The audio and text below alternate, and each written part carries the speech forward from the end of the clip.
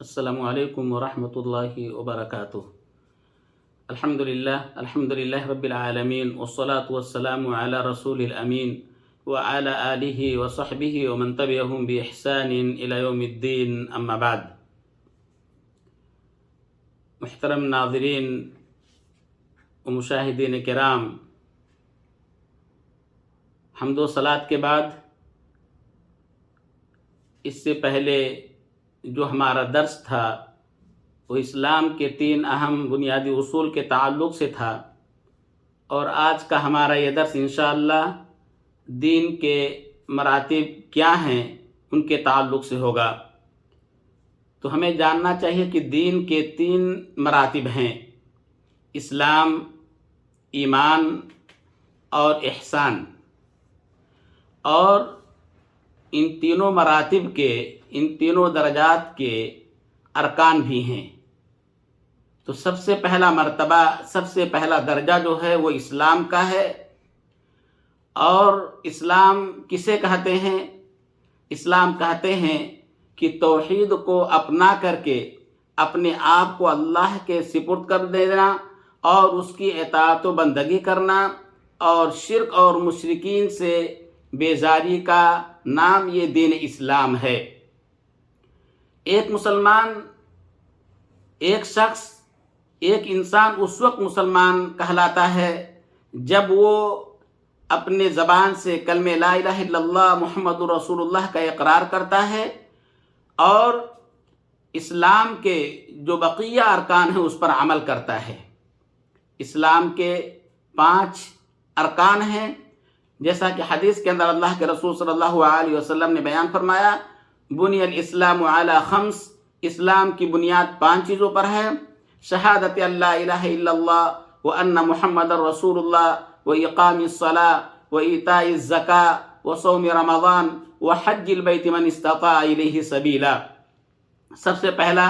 یعنی اس بات کا اقرار کرنا، اس بات کی گواہی دینا کہ اللہ رب العالمین کے علاوہ کوئی معبود برحق نہیں، اور محمد صلی اللہ علیہ وسلم اللہ کے رسول ہیں۔ تو اللہ رب العالمین کے تعلق سے انسان جب یہ اقرار کرتا ہے اور یہ گواہی دیتا ہے کہ اللہ کے علاوہ کوئی معبود برحق نہیں، اور اس کی دلیل قرآن کریم کے اندر بھی ہے۔ اللہ رب العالمین نے بیان فرمایا: شہد اللہ انہ لا الہ الا ہو والملائکۃ واولو العلم قائما بالقسط لا الہ الا هو العزیز الحکیم۔ اللہ رب العالمین اور اسی طریقے سے فرشتے اور اہل علم گواہی دیتے ہیں اس بات کی کہ اللہ کے علاوہ کوئی معبود برحق نہیں، اور اسی طریقے سے وہ عدل کو قائم رکھنے والا ہے، اور اس غالب اور زبردست حکمت والے کے علاوہ کوئی معبود برحق نہیں ہے۔ تو کلمہ لا الہ الا اللہ یہ 2 جز پر مشتمل ہے۔ ایک لا الہ یعنی نفی کی جاتی ہے کہ اللہ کے علاوہ کوئی معبود نہیں، لا الہ یعنی جتنے بھی معبودان باطلہ ہیں ان کی نفی کی جاتی ہے، الا اللہ، اور پھر الوہیت کو، عبادت کو صرف اللہ رب العالمین کے لیے ثابت کیا جاتا ہے کہ اللہ رب العالمین کے علاوہ کوئی معبود برحق نہیں ہے۔ اسی طریقے سے نبی کریم صلی اللہ علیہ وسلم کی رسالت کی شہادت کی جو دلیل ہے، قرآن کریم کے اندر اللہ رب العالمین نے بیان فرمایا: لقد جاءکم رسول من انفسکم عزیز علیہ ما عنتم حریص علیکم بالمؤمنین رؤوف الرحیم، کہ تم ہی میں سے تمہارے پاس ایک پیغمبر آیا، لقد جاءکم رسول من انفسکم، جس پر تمہارا نقصان میں پڑ جانا شاق گزرتا ہے، اور اسی طریقے سے وہ تمہاری فلاح کا، تمہاری منفعت کا خواہش مند ہے، اور مومنین کے لیے بہت ہی زیادہ نرم دل اور شفیق اور رحیم ہے۔ لہذا یہ معلوم ہوا کہ ہمیں کلمہ لا الہ الا اللہ کا اقرار کرنا، اور اسی طریقے سے محمد الرسول اللہ کا جب ہم اقرار کرتے ہیں تو اس کا مطلب یہ ہوتا ہے کہ اللہ کے رسول صلی اللہ علیہ وسلم کے اوامر جو ہیں ان کو ماننا، ان کو بجا لانا، اور آپ صلی اللہ علیہ وسلم نے جن چیزوں کی خبر دی ہے اس کی تصدیق کرنا، اور اسی طریقے سے جن چیزوں سے منع کر دیا ہے ان تمام چیزوں سے باز رہنا، اور اللہ رب العالمین کی عبادت اور اطاعت اسی طریقے سے کرنا جس طریقے سے اللہ کے رسول صلی اللہ علیہ وسلم نے مشروع قرار دیا۔ تو یہ دونوں دلیلیں اللہ رب العالمین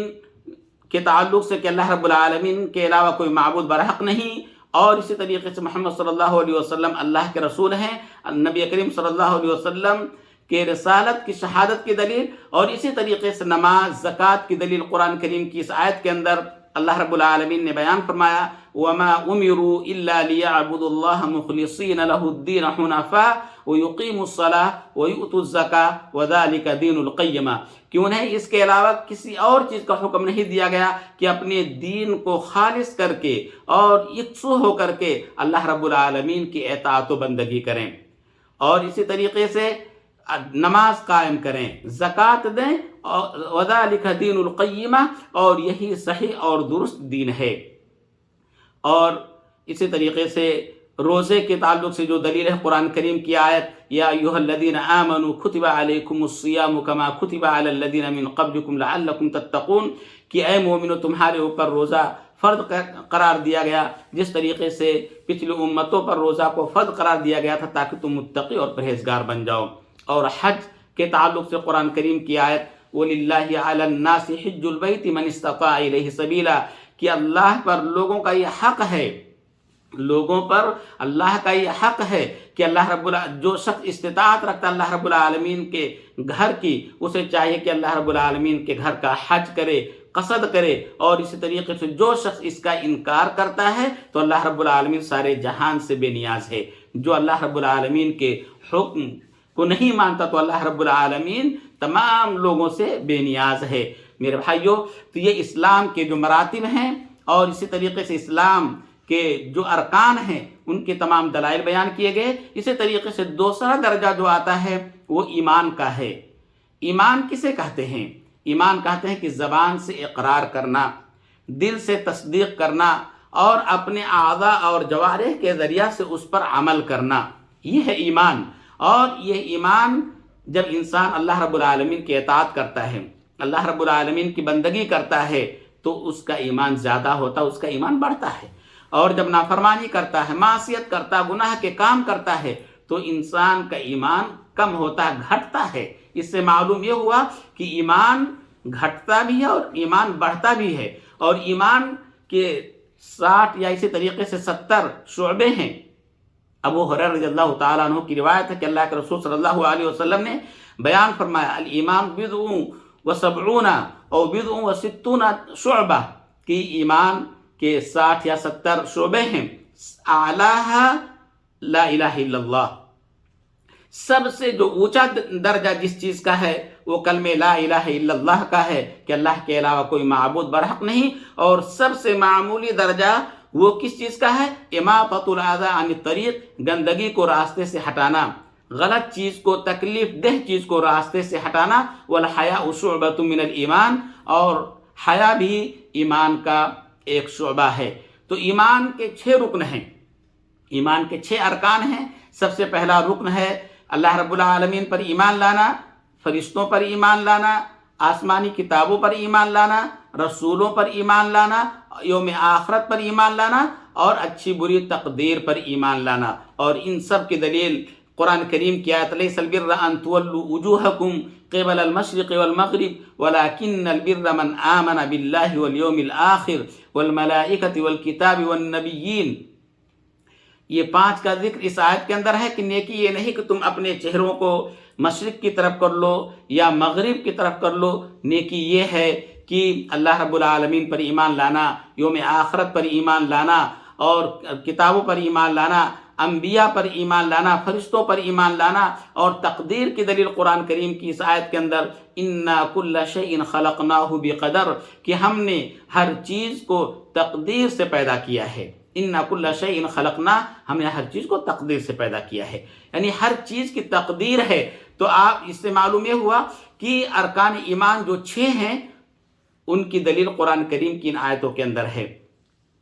اس کے بعد جو مرحلہ آتا ہے وہ احسان کا مرحلہ آتا ہے کہ احسان کیا ہے۔ تو احسان کے تعلق سے اللہ کے رسول صلی اللہ علیہ وسلم نے بیان فرمایا ان تعبد اللہ کأنک تراہ فإن لم تکن تراہ فإنہ یراک، کہ کہ تم اللہ رب العالمین کی عبادت ایسے کرو گویا کہ تم اللہ رب العالمین کو دیکھ رہے ہو، اور اگر یہ تصور نہ پیدا ہو، یہ خیال نہ پیدا ہو، تو تم اتنا خیال کرو کہ اللہ رب العالمین تمہیں دیکھ رہا ہے۔ میرے بھائیوں، اور اس کی دلیل قرآن کریم کی آیت ان اللہ مع الذین اتقوا والذین هم محسنون، کہ اللہ رب العالمین متقیوں اور احسان کرنے والوں کے ساتھ ہے۔ اور دوسری آیت وَتَوَكَّلْ عَلَى الْعَزِيزِ الرَّحِيمِ الَّذِي يَرَاكَ حِينَ تَقُومُ وَتَقَلُّبَكَ فِي السَّاجِدِينَ إِنَّهُ هُوَ السَّمِيعُ الْعَلِيمُ، کہ آپ اس غالب اور اسی طریقے سے رحم مہربان پر توکل کیجئے، بھروسہ کیجئے، وَتَوَكَّلْ عَلَى الْعَزِيزِ الرَّحِيمِ، جو تمہیں دیکھ رہا ہے جس وقت آپ کھڑے ہوتے ہیں، اور اسی طریقے سے سجدہ گزاروں کے درمیان آپ کے حرکات اور نقل و حرکت کو بھی وہ دیکھ رہا ہوتا ہے، یقیناً وہ تمام چیزوں کا سننے والا اور جاننے والا ہے۔ تو میرے بھائیوں، معلوم یہ ہوا کہ دین کے جو مراتب ہیں، اسلام، ایمان، احسان، ان تمام کے جو ارکان ہیں ان کے دلائل قرآن اور احادیث کے اندر موجود ہیں۔ اسی طریقے سے ان تینوں مراتب کی جو دلیلیں ہیں یا اسی طریقے سے جو ارکان ہیں، حدیث جبریل جو بہت ہی معروف اور مشہور حدیث ہے، جس کے اندر ان تینوں چیزوں کو بیان کیا گیا ہے کہ جبریل امین ایک آدمی کی شکل میں نبی کریم صلی اللہ علیہ وسلم کے پاس آتے ہیں، صحابہ کرام نہیں پہچان پاتے، جبکہ اللہ کے رسول صلی اللہ علیہ وسلم پہچانتے ہیں۔ وہ آتے ہیں کیونکہ وہ ایسے شخص ہوتے ہیں جن کے لباس بہت ہی سفید اور بال بہت ہی کالے، جن کے اوپر سفر کے کوئی آثار نہیں دکھائی دیتے ہیں، آ کر کے اللہ کے رسول صلی اللہ علیہ وسلم کے پاس بیٹھ جاتے ہیں اور اسلام، ایمان، احسان کے تعلق سے سوال کرتے ہیں۔ اللہ کے رسول صلی اللہ علیہ وسلم جواب دیتے ہیں، اور اللہ کے رسول صلی اللہ علیہ وسلم کے جوابات کی تصدیق بھی کرتے ہیں، جس سے صحابہ کرام حیران و پریشان ہو جاتے ہیں کہ یہ سوال بھی کرتے ہیں اور جواب کی تصدیق بھی کرتے ہیں۔ آخر میں اللہ کے رسول صلی اللہ علیہ وسلم جب وہ چلے جاتے ہیں جبریل امین، تو صحابہ کرام سے پوچھتے ہیں کہ تمہیں کیا معلوم ہے کہ وہ کون تھے؟ تو اللہ کے رسول، صحابہ کرام کہتے ہیں اللہ نہیں معلوم۔ تو اللہ کے رسول صلی اللہ علیہ وسلم کہتے ہیں کہ وہ جبریل امین تھے، وہ تمہیں تمہارا دین سکھلانے کے لیے آئے تھے۔ اللہ رب العالمین سے دعا ہے کہ اللہ رب العالمین ہم تمام لوگوں کو سننے اور اس پر عمل کرنے کی توفیق عطا فرمائے، آمین۔ وآخر دعوانا الحمد للہ رب العالمین، وصلی اللہ علی نبینا محمد وعلی آلہ وصحبہ وسلم، والسلام علیکم ورحمۃ اللہ وبرکاتہ۔